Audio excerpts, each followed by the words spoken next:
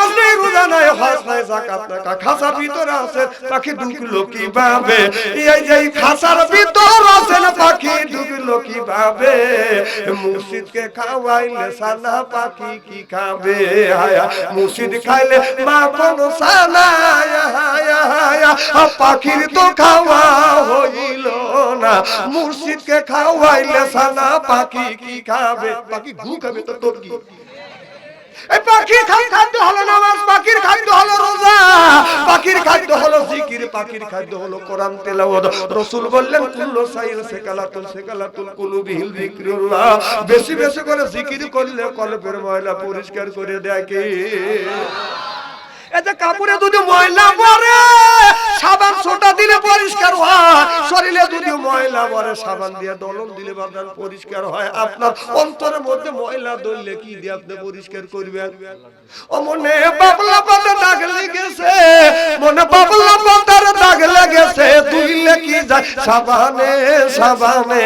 মনের ময়লা মুজবে কেমনে? খাজল যায় না রে তুলে, স্বভাব যায় না রে মল, শিকার গন্ধ যাইবে কি ভাই, সুসার গন্ধ যাইবে কি ভাই? গোলাপ জল দিলে মনের ময়লা বুঝবে কেমনে? রাসূল বলে কুল্লু সাইল সেকালাতুল কুলুবিল যিকরুল্লাহ, বেশি বেশি করে জিকির করো, কলবের ময়লা পরিষ্কার করে দিবে কে? না আলান নাবি ইয়া আইয়ুহাল্লাযীনা আমানু সাল্লু আলাইহি ওয়া সাল্লিমু তাসলিমা। আল্লাহুম্মা সাইয়্যিদিনা ওয়া আলা আলি সাইয়্যিদিনা। পাগল মনরে দম ফুরালে বুঝবি কে আপন, যারে তুমি বাবু আপন সেই তোমায় পরাবে কাফন, নিয়া যাবে অন্ধ ঘরেতে। ওযু গোসল করাইয়া জানাজা নামাজ দিবেন পড়াইয়া, নিয়া যাবে অন্ধ ঘরেতে। পাগল মনরে দম ফুরালে বুঝবি কে আপন। লা ইলাহা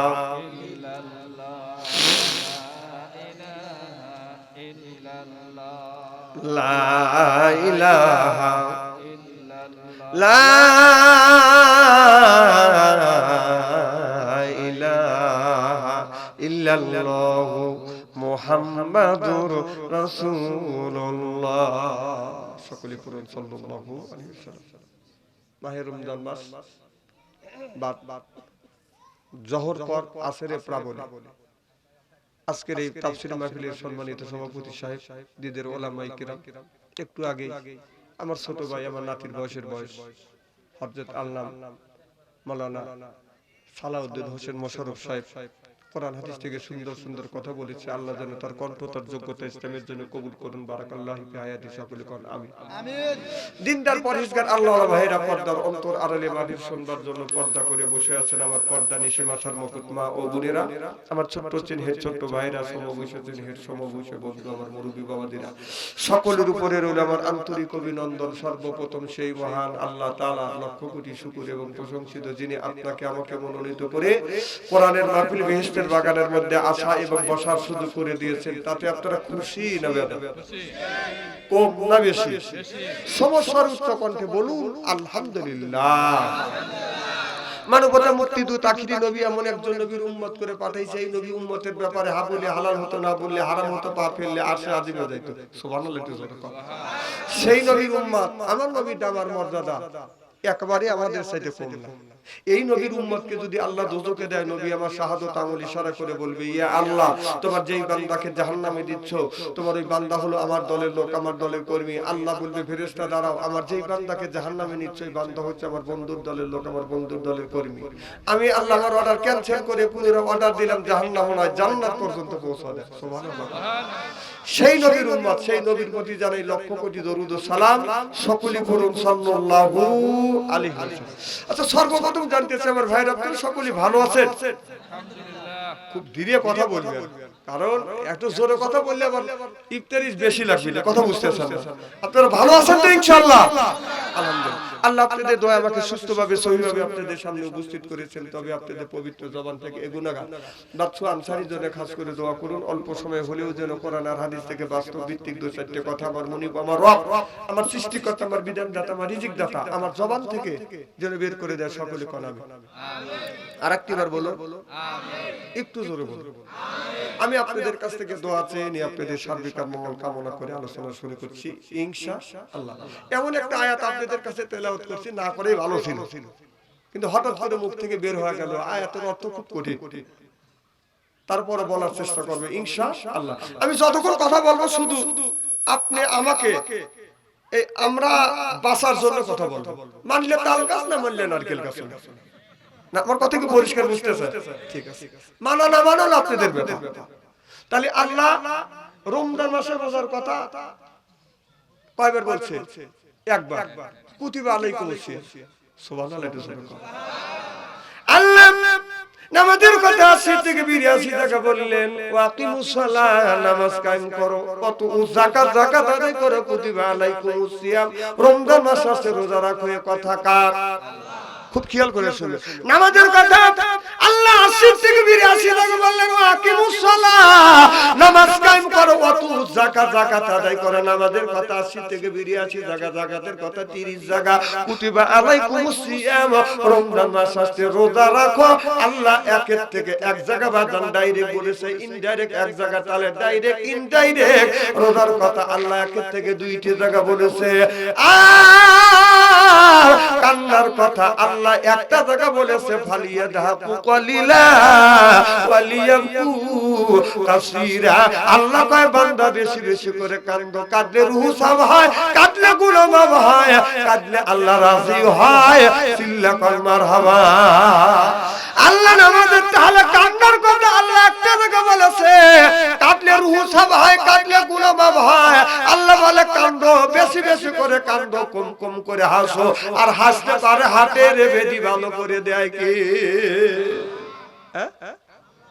এত জোরে, খুব ধীরে কর, জোরে কোন কে? আমাদের আল্লাহর নাম নিবে ইচ্ছে করে না, কারণ 16টা বছর আমরা আল্লাহর নাম নিতে পারি। আমাদের জন্ম হলো আল্লাহু আকবার দিয়া। কি দিয়া? জোরে কোন, আমাদের জন্মটা কি? আল্লাহ। জোরে বলেন, আমাদের জন্ম আল্লাহু আকবার। আমরা যখন দুনিয়ায় আসি তখন আমাদের কি শোনার হচ্ছে? আল্লাহু আকবার।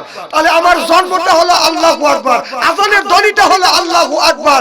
তাহলে আমাদের শেষ নিঃশ্বাস ত্যাগ করব, আমাদের জানাজা নামাজ পড়ব, এটা হলো আল্লাহু আকবার। 16টা বছর আমরা আল্লাহু আকবার বলতে পারি না, কেন? খুব ধীরে কয়, মা বোনেরা শুনবে।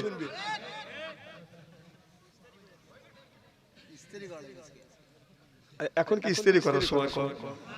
রমজান মাসে তো ইস্তেরি করে ফেলছে। হ্যাঁ, রমজান মাসে ইস্তেরি হয়ে যায় না, ইস্তেরি হয়ে গেছে। আর আমার দিয়ে ইস্তেরি করা বেটার। আল্লাহর ইস্তেরি চাইতে আর মানুষের ইস্তেরি কার বড় হয় নাকি? আল্লাহ দলতেছে আমার ভাইরা।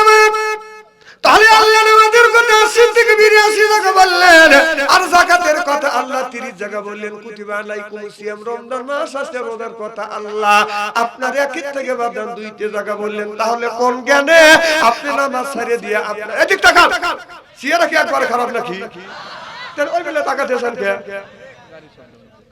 না না, দেখো গাড়ি, দেখো দেখো না, দেখো নাকি মুখা কানা বক্তাইছে, দেখো বসে মানে সোহাদে না, উনি ওই বেলে তাকাবি, আগে ওই বেলে মানা দেবো।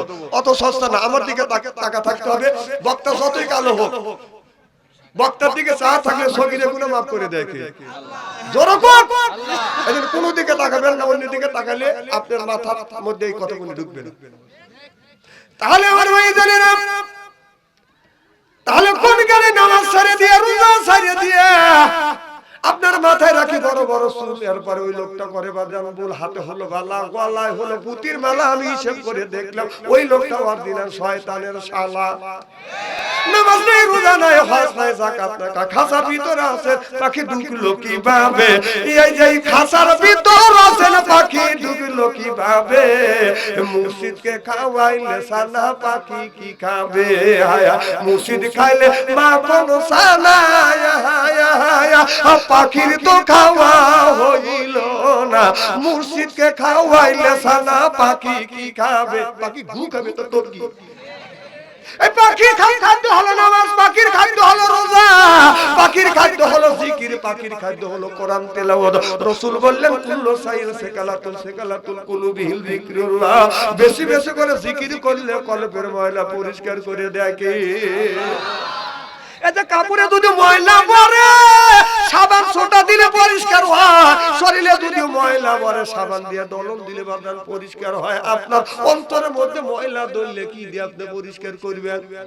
ও মনে বাবলা পাতা দাগ লেগেছে, মনে বাবলা পাতার দাগ লেগেছে, ধুইলে কি যায় সাবানে সাবানে? মনের ময়লা মুজিবে কেমনে? খাজল যায় না রে ধুলে, স্বভাব যায় না রে মল, শিকার গন্ধ যাইবে কি ভাই, সুসার গন্ধ যাইবে কি ভাই, গোলাপ জল দিলে? মনের ময়লা বুঝবে কেমনে? রাসূল বলে কুল্লু সাইল সেকালাতুল কুলুবিল যিকরুল্লাহ, বেশি বেশি করে জিকির করো, কলবের ময়লা পরিষ্কার করে দিবে কে? নারে তাকবীর, আল্লাহু আকবার। আওয়াজ হইছে দেন, বাতাস জানিবেন না হয়, খুব চিপে চিপে দিবেন। মানে একজন লোক আসা আর নামাজ পড়তে হলে আলেমের দরকার আছে না নাই?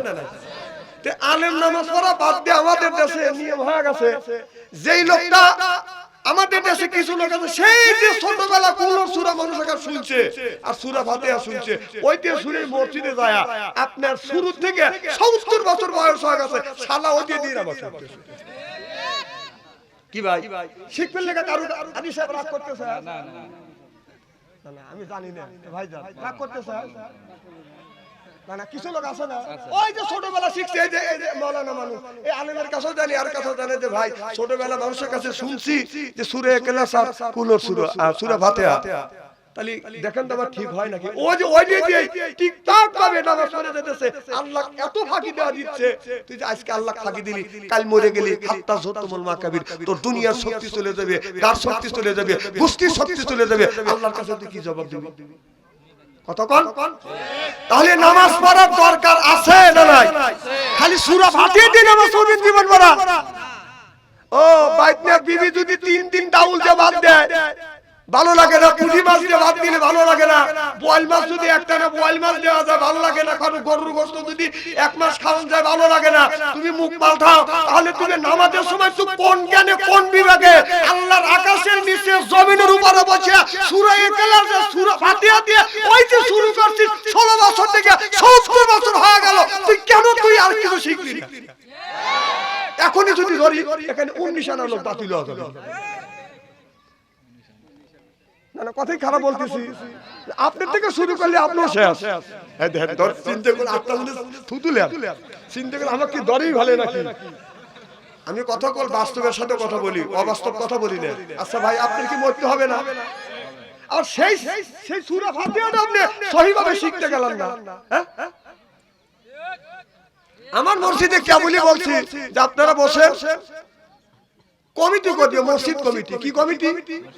মানে গোষ্ঠীর জোর আছে হে কমিটি বেরসা, টাকা আছে এই কমিটি বেরসা। তা আমি বললাম আমার মসজিদের কমিটি হবে ওই ব্যক্তি যে সূরা ইখলাস, সূরা ফাতিহা আর সূরা ফালাক, সূরা নাস এই 5টা সূরাতে সহিভাবে বলতে পারবে, ওকে মসজিদের সেক্রেটারি, সভাপতি, ক্যাশিয়ার বানাবো। সুবহানাল্লাহ, একটু জোরে কর। আর একটাও নাই। কথা কি বুঝতেছে? এই গ্রামের মধ্যে ওরা তো কুলো সূরা জানে না, সূরা ফাতিহা সহিভাবে জানে না, ওরা মসজিদের সেক্রেটারি আর ক্যাশিয়ার, সভাপতি হওয়ার জন্য পাগল হয়। কথা